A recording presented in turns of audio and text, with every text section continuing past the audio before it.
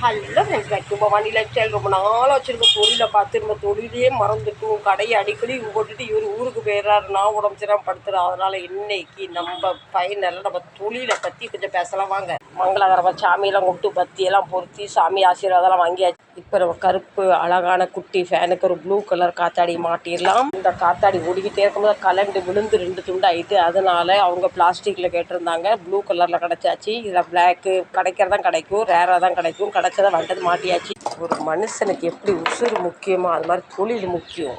ரொம்ப நாள் ஆச்சு நான் கடையில் ஒரு வீடியோ போட்டு, அதனால தான் இன்றைக்கி போட ஆரம்பிச்சிட்டேன். யாரும் நம்மளை முதல்ல பார்த்தாங்க ஹாய் ஹவ் யூ எப்படின்னு கேட்டுட்டு நம்ம பேரை கேட்டு நீங்கள் எங்கே ஒர்க் பண்ணுறீங்கன்னு தான் கேட்குறாங்க. அதனால் நாங்கள் 2 பேரும் எங்கே ஒர்க் பண்ணுறோன்னு உங்களுக்கும் தெரியும். நீங்கள் எங்கே ஒர்க் பண்ணுறீங்க, என்ன பண்ணுறீங்கன்னு கண்டிப்பாக சொல்லுங்கள். வேலை பார்த்தா தான் சோத்தில் கை வைக்க முடியும். அப்பஞ்சொத்து இல்லை, பாட்டஞ்சொத்து இல்லை. நமக்கு சொத்துமே இருந்தாலும் எத்தனை நாள் தான் நம்ம சாப்பிட முடியும்னு சொல்லுங்கள். இருக்கிற விலைவாசிக்கு பெரிய பெரிய ஆஃபீஸ்லாம் வேலை பார்ப்பீங்க. நானும் படிக்கல, இவரும் படிக்கல. அதனால் நம்ம இந்த கை தொழில் பண்ணிக்கிட்டு இருக்கோம். தொழில் சின்னது பெருசு கிடையாது. இது சொல்லக்கூடாது, திருட்டக்கூடாது, அடுத்தவங்க சொத்துக்கு ஆசைப்படக்கூடாது, முளைச்சி சாப்பிட்றது தப்பே கிடையாதுன்னு நான் நினைக்கிறேன். நீங்கள் எனக்கு கமெண்ட் பண்ணி சொல்லுங்கள், நான் சொல்கிறது கரெக்டாக தப்பான்னு. ஒரு காலத்தில் நம்மள்ட்ட ஏசி ஃபேன் இல்லாத நேரத்தில் அக்கம் பக்கம் வீட்டுக்கு உட்காந்து நியாயம் பேசுவோம், காற்றை வாங்கிட்டு வரும், புளிய மரத்துக்கிலையும் மரத்துக்கிலையும் போவோம். இப்போலாம் கதவை மூடிக்கிட்டு ஏசி போட்டு ஃபோனை கையில் எடுத்துகிட்டு உட்காந்துக்கிறோம். ஏன் பக்கத்து வீட்டில் என்ன நடக்குன்னு கூட தெரியறதில்ல நமக்கு. இங்கேலாம் அக்கம் பக்கம் வீட்டில் உட்காந்து டைம் பாஸ் பண்ணுவோம். இப்போ வாட்ஸ்அப் ஸ்டேட்டஸ்ன்னு வந்துட்டு யாரும் பார்த்துக்கிறது இல்லை. ஆனால் ஒரு நேரம் நான் என்ன சொல்கிறேன், இந்த ஃபோனுன்னு நல்லது.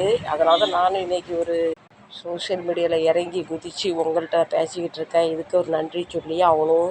அவன் இப்போ புருஷன் பொண்டாட்டி பிரிஞ்சிருந்தாலும் நடக்கும், பொண்டாட்டி இல்லைனாலும் வாழ்ந்துடலாம் போல். மொபைல் இல்லாமல் வாழ முடியறதில்ல. முந்திலாம் வீடு வீடாக கல்யாணத்தோட பத்திரிக்கை கொண்டு கொடுப்பாங்க. இப்போ அப்படி கிடையாது. வாட்ஸ்அப்பில் நான் பத்திரிக்கை அனுப்பிட்டா வந்துடுடா மச்சான், வந்துடுடா மாப்பிள்ளன்னு சொல்கிறாங்க.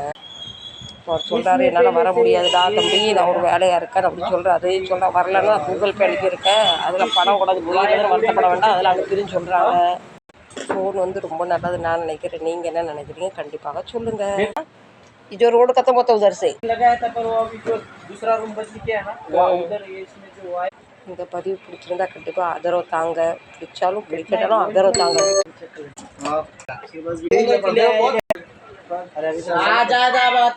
உங்களுக்கு இந்த பதிவு பிடிச்சிருந்தா கண்டிப்பாக ஆதரவு தாங்க, சப்போர்ட் பண்ணுங்க. உங்களை நம்பி நான் இருக்கேன். நான் இந்த வேலை தான் பண்ணுறேன், உங்கள் எல்லாருக்கும் தெரியும். அப்போ ஏன் நீங்கள் ஆதரவு தர மாட்டேங்கிறீங்க? உங்களுக்கு எவ்வளோ கோவமா இல்லை என்ன பிடிக்கலையா?